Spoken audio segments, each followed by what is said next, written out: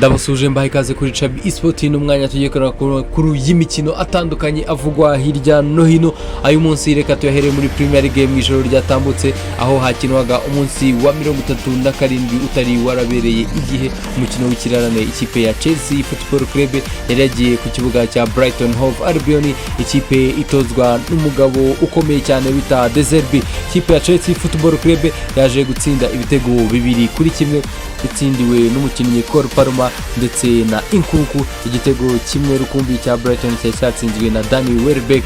Umukinnyi Cole Palmer akaba yaje gutsindamo igitego cya mbere muri uyu mukino, akaba umwe mu bakinnyi bamaze kwitwara neza muri iyi season kuko amaze gutsinda ibitego 22 byose muri Premier League ndetse na assist 10 muri Premier League iyi season. Uyu mukinnyi akaba ari season ya mbere ari gukina mu ikipe ya Chelsea avuye mu ikipe ya Manchester City ubwo yaguze miliyoni zisaga 40 zose z'amapaundi avuye mu ikipe ya Manchester City. Naho ikipe ya Manchester United ku rundi ruhande nayo yakinaga umukino wayo wa 37 muri iyi season yakira ikipe ya Newcastle United ku kibuga Old Trafford, iza kwitsinda ibitego 3-2 n'ibitego bya Kobe Mainoo, umupeti ukiri muto w'umwongereza ukina season ya mbere mu ikipe ya Manchester United wazamukiye mu academy, ndetse n'umukinnyi w'umunya Cote d'Ivoire Amad Diallo iza gusozwa itsindirwa n'umukinnyi Rasmus Hojlund rutahizamu waje muri uyu mwaka mu ikipe ya Manchester United. Ikipe ya Newcastle United yari yatsindiwe n'umukinnyi Anthony Gordon ndetse n'umukinnyi Lewis Hale w'ikipe ya Chelsea y'intizanyo muri Newcastle.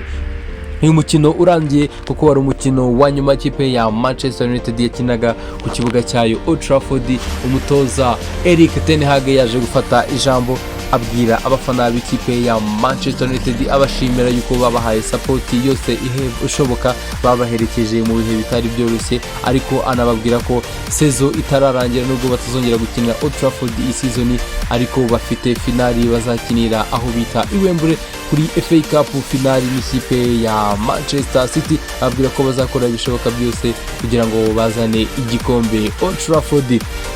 Niko kandi mu ijoro ryatambutse ikipe ya Manchester United yasezeraga ku bagabo babiri harimo Anthony Martial ndetse na Varane Raphael, umukinnyi w'umufaransa ukinira ikipe ya Manchester United, ariko akaba azatandukana nayo iyi season y'imikino irangiye. Uyu mugabo ari mu bagize season mbi cyane kuko yagizemo imvune nyinshi muri Manchester United ndetse no kwitwara nabi muri rusange ku ikipe ya Manchester United, ariko bakaba bamwijeje ko hazahora ari mu rugo Old Trafford. Naho umukinnyi Rasmus Hojlund rutahizamu w'umunya Denmark ukinira iyi kipe waje muri iyi season aguzwe amafaranga menshi arenga miliyoni 70 zose z'amayero. Uyu mugabo akaba yatsinze igitego cya gatatu muri match ubwo batsindaga ibitego 3-2, akaba yuzuzaga ibitego 15 muri iyi season, akaba ari season ye ya mbere mu ikipe ya Manchester United.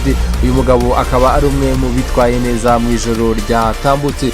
Naho umukinnyi Marcus Rashford nimero 10 w'ikipe ya Manchester United, umukinnyi mpuzamahanga w'ikipe y'igihugu y'Ubwongereza ariko utaragize season nziza muri uyu mwaka w'imikino, uyu mugabo akaba yujuje imikino 400 akinira ikipe ya Manchester United, akaba amaze kugaragara imikino 400 ubwo yasimburaga nimugoroba mu minota muri 80 gutyo asimbura aje gukina iminota ya nyuma match baraye banatsinze mu ijoro ryatambutse. Naho ikipe ya Wolverhampton yaraye yohereje ibaruwa muri Premier League yemeza ko bo badashaka VAR.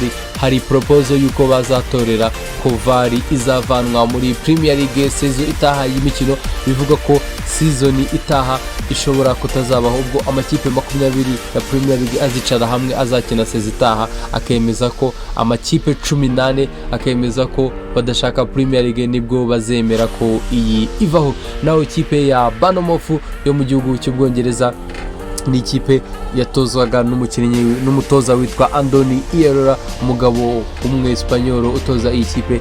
Bamwongereye amasezerano yo gukomezanya n'iyi kipe nyuma yo kwitwara neza mu mikino igiye itandukanye, ndetse no muri iyi sezo akagenda atsinda amakipe akomeye akitwara neza. Ubu akaba ari umwe mu bagabo iyi kipe yishimiye, ndetse ikaba yanamwongereye amasezerano muri iyi kipe ya FC Bournemouth.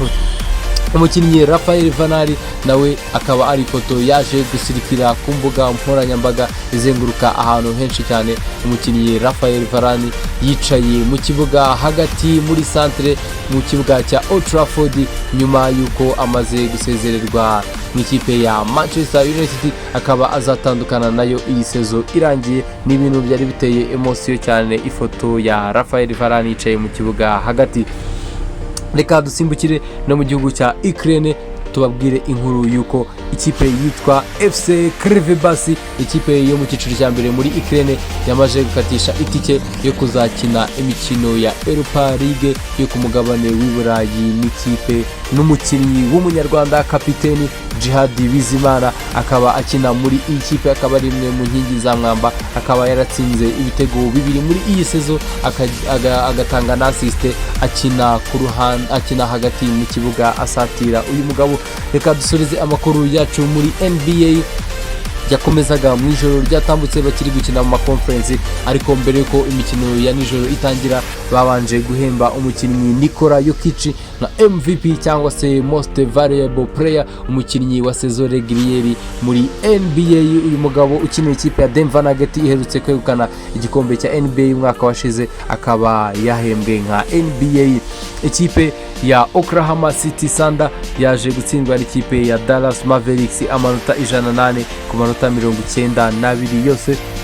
Umukinnyi Luka Doncic yaje gutsindamo amanota 31, akora rebound 10, akora assist 11 muri uyu mukino. Uyu mugabo akaba umwe mu bitwaye neza. Imikino ikaba ari 3 ya Mavericks ku mikino 2 ya Oklahoma City Thunder, bakaba bakina best of 7. Naho ikipe ya Boston Celtics ikaba nayo yaje gutsinda ikipe ya Cleveland Cavaliers itsinda amanota 113 yose ku manota 98. Umukinnyi Jason Tatum akaba yatsinzemo amanota 25, akora rebound 10 ndetse na assist 9 muri uwo mukino, akora na asitiri 4 muri uwo mukino. Bakaba bageze kuri finali ya Eastern Conference, ikaba ari ikipe ya mbere yahageze. Mwakoze kuri Chabi Esport, amakuru y'imikino nakagaruka. Mwibuke gukora subscribe kugira ngo tujye tubana umunsi ku munsi.